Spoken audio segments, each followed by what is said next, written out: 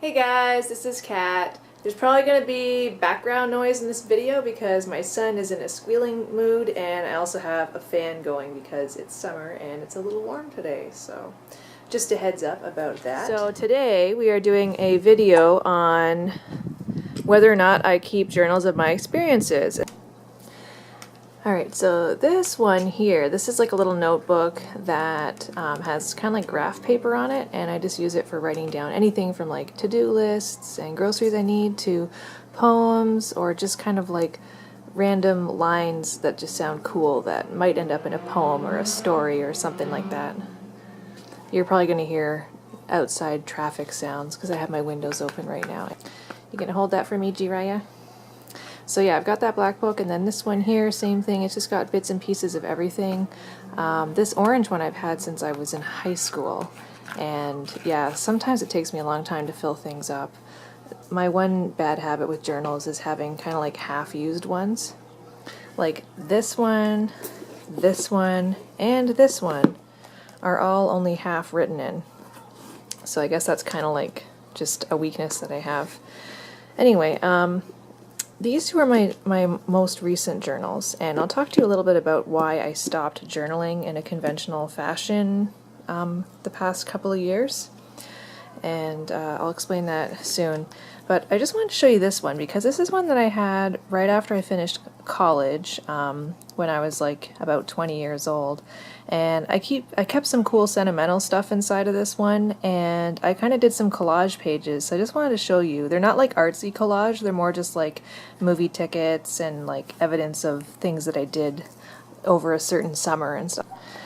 Alright, so first of all, this is a ticket from when my sister moved away from where my parents lived to a different town, and I went and visited her one weekend, and we went to like this really cool artsy hippie kind of festival, and we learned about like Native American spirit journeys and a lot of like cool new agey kind of stuff as well.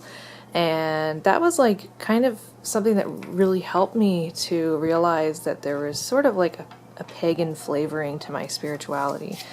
And it was like a music festival as well. And then this is the back of a cigarette package that one of my dearest friends at the time drunkenly wrote on, just to tell me basically how much she loved me and had wanted to be my friend since the first day she ever met me, and how every time she ever talks to me I make her feel better, and just that she's like proud to be my friend. At the bottom it says, "You are amazing."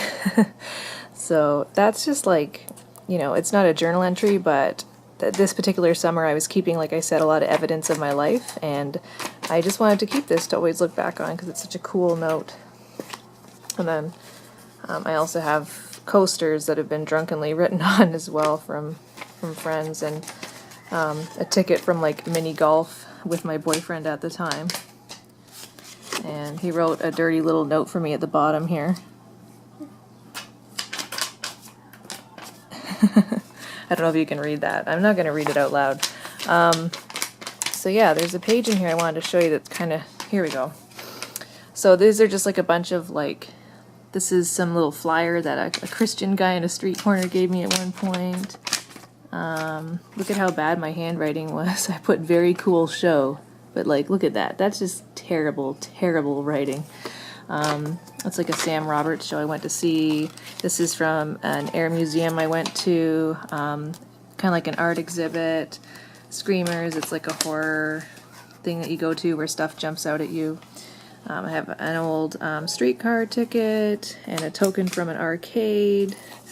These are a bunch of movie tickets. This is Lord of the Rings: Return of the King. And then I've got one from the movie Peter Pan and Kill Bill. And another one from Kill Bill because I went to see it twice. So yeah, I kind of like did this on a few different pages of my journal where I just sort of like made a collage of all the tickets from different things that I did. Sorry about all the noise. My son is playing with this bus ticket. Give me that. Give me that, you little munchkin. You're mischievous. So this here is the journal that I most recently wrote in, and it's a journal where I just talked about like what it was like to be pregnant and how it felt to go from like maidenhood into motherhood. It says "Love you to the moon and back" on it. Yeah, Jiraiya, this is one that has to do with you. And on the inside, I've just got a couple of sonogram pictures. This is like a profile of Jiraya's head when he was in the womb. That's like at 30-something weeks. So yeah, I've got that. And then this one is the journal that I put all my rituals into. So any rituals that I've written myself, I put in here. You want to hold that one, honey? There, you hold it. What are you doing? You're so silly.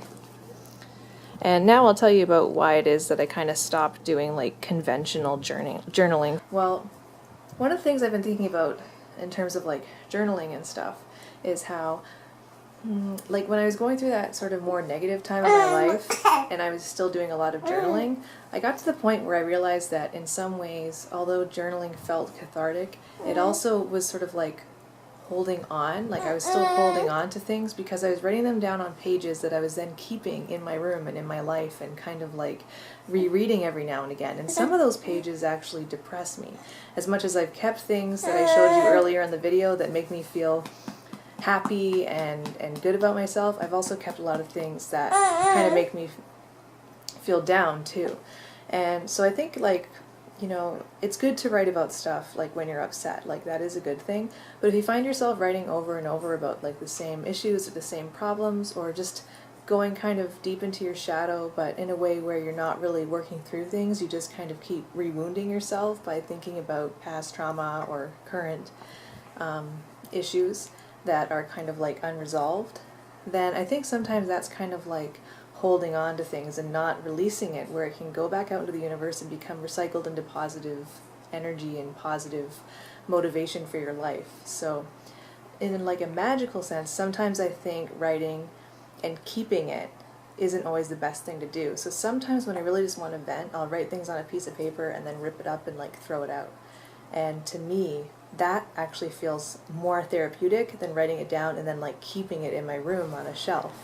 So anyway, one of my favorite things about my journaling practice right now is just simply like writing about things that I want to bring into my life and things that I'm kind of seeing for myself in the future, and then being able to look back on that like a little while later, like a few months later or a year later, and then seeing how things have kind of come to fruition. So I enjoy that. That to me is really great. And also just like writing about how I see myself changing and growing and developing, and how I see myself coming through different like hardships or experiences, and how like it kind of builds me into a stronger person. Alright, well, thanks for watching our video about journaling, and wishing you all a great day and many blessings.